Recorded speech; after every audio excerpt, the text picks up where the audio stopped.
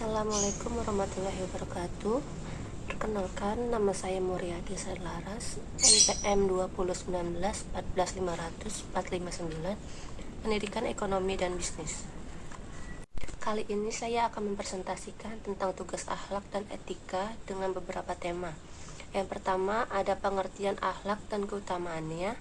Yang kedua ada adab atau etika belajar dalam Islam. Yang ketiga ada etika beragama, berbangsa, dan bernegara dalam Islam. Yang keempat ada pengertian musyawarah dan etika berdemokrasi dalam Islam. Pengertian akhlak dan keutamaannya.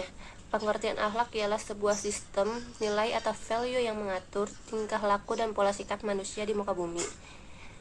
Sistem nilai tersebut adalah ajaran Islam dengan Al-Quran dan Sunnah sebagai nilai sumbernya, dan ijtihad sebagai salah satu metode berpikir Islam.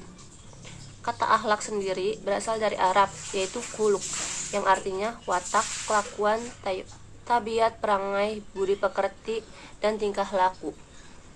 Akhlak dalam Islam diartikan sebagai perangai atau tingkah laku yang ada di dalam seseorang, yang telah melekat dan dilakukan serta dipertahankan secara terus-menerus dalam kehidupannya. Selanjutnya ada keutamaan akhlak yang mulia. Yang pertama, menjadi amalan baik di hari akhir, kelak menjadi timbangan pemberat di hari akhir. Yang kedua, semakin dicintai oleh Rasulullah. Yang ketiga, ditinggikan derajat dan kedudukannya di akhirat. Yang keempat, mendapat jaminan mendapat rumah di surga. Selanjutnya ada adab dan etika belajar dalam Islam. Adab belajar dalam Islam yang dikutip dari buku Aqidah Akhlak Madrasah Ibtidaiyah. Yang pertama, meluruskan niat untuk menuntut ilmu lebih dekat kepada Allah Subhanahu wa taala. Yang kedua, membaca doa sebelum memulai belajar. Yang ketiga, menyimak dengan khidmat penjelasan guru dan tidak memotong penjelasan hingga akhir. Yang keempat, bila ingin keluar kelas, minta izin terlebih dahulu kepada guru. Yang kelima, menjaga ketenangan dan kebersihan lingkungan. Yang keenam, bila pembelajaran telah selesai, periksa buku dan alat tulis agar tidak tertinggal atau tertukar. Yang ketujuh, hindari menggunakan atau membawa barang milik orang lain tanpa izin. Yang kedelapan, perhatikan nasihat dari guru dan diamalkan. Yang kesembilan, menghormati guru. Yang kesepuluh, menghargai pengorbanan guru. Yang kesebelas, bersopan santun kepada guru. Yang ke-12, patuh kepada perintah guru. 13, disiplin ketika sedang belajar. Yang ke-14, belajar secara teratur dan terus-menerus, maupun itu di sekolah ataupun di rumah. Yang terakhir, membaca doa setelah usai belajar. Yang ketiga ada etika beragama, berbangsa, dan bernegara dalam Islam. Secara garis besar, setidaknya ada 3 etika dalam seorang muslim dalam kehidupan berbangsa dan bernegara, yaitu menegakkan keadilan dan kebenaran, menegakkan nilai-nilai kemanusiaan dan mewujudkannya. Yang pertama, menegakkan keadilan dan kebenaran. Dalam kehidupan, kebenaran dan keadilan adalah sesuatu yang sangat dicari oleh setiap manusia dalam kehidupan manusia itu sendiri. Disebut sebagai proses dalam mencari keadilan dan kebenaran. Islam adalah agama yang selalu berpihak kepada keadilan dan kebenaran.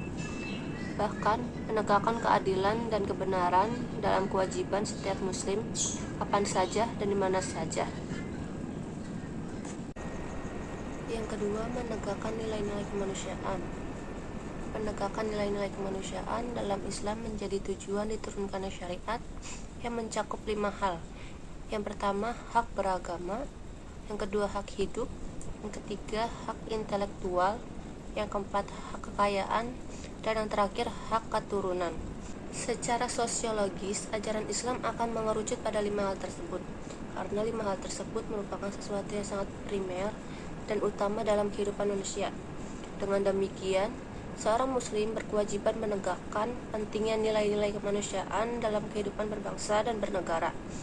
Apabila ini terwujud, maka cita-cita menjadi negara yang baldatun thayyibatun warobatun khafur akan tercapai. 3. Mewujudkan kemaslahatan umat. Inti daripada syariat Islam adalah terwujudnya kemaslahatan umat. Kemaslahatan ini bisa bersifat material ataupun non-material, baik untuk dirinya dan juga untuk orang lain. Kemaslahatan adalah sesuatu yang bersifat universal, berlaku di mana saja, kapanpun, sehingga harus diperjuangkan oleh setiap manusia. Dalam berbangsa dan bernegara, kebijakan atau keputusan hukum harus mengacu pada terwujudnya kemaslahatan umat. Bahkan dalam kaidah fikih dikatakan bahwa kebijakan seorang pemimpin harus dikaitkan dengan kemaslahatan. Dengan demikian, peran seorang muslim dalam politik umum dan kebijakan secara khusus adalah ikut serta mendorong terwujudnya kemaslahatan umat. Jadi kesimpulannya yaitu, sebagai agama universal, Islam mengatur seluruh aspek kehidupan manusia, baik aspek mikro maupun aspek makro. Termasuk dalam hal ini adalah terkait tentang kehidupan berbangsa dan bernegara. Ajaran Islam menekankan pentingnya etika atau akhlak dalam kehidupan berbangsa maupun bernegara, agar terwujudnya kehidupan yang damai, tentram, sentosa. Etika dan akhlak berbangsa dan bernegara dalam Islam dapat diwujudkan dengan menegakkan keadilan dan kebenaran, menegakkan nilai-nilai kemanusiaan, dan mewujudkan kemaslahatan umum. Yang keempat, ada pengertian musyawarah dan etika berdemokrasi dalam Islam.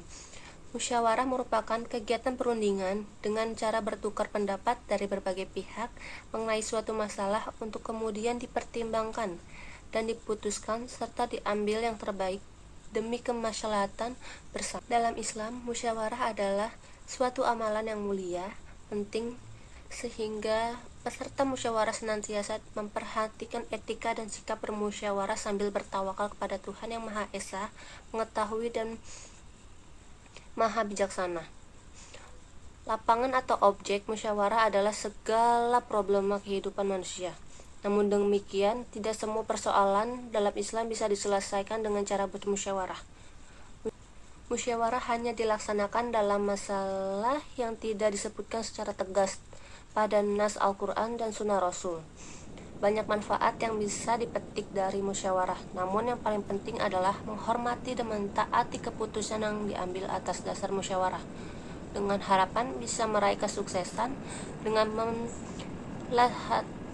bersama, mulai dari lingkungan, keluarga, masyarakat, sampai kehidupan berbangsa dan bernegara.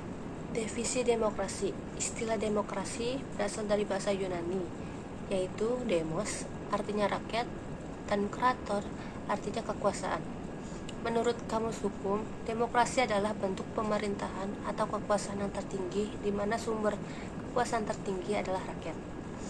Secara spesifik, Islam tidak menyebutkan adanya demokrasi, tetapi nilai dan prinsip Islam mengandung gagasan universal tentang demokrasi. Dalam filsafat Barat, manusia memiliki kewenangan legislatif dan eksekutif, sementara dalam pandangan Islam, Allah Subhanahu wa Ta'ala yang menjadi pemegang otoritas.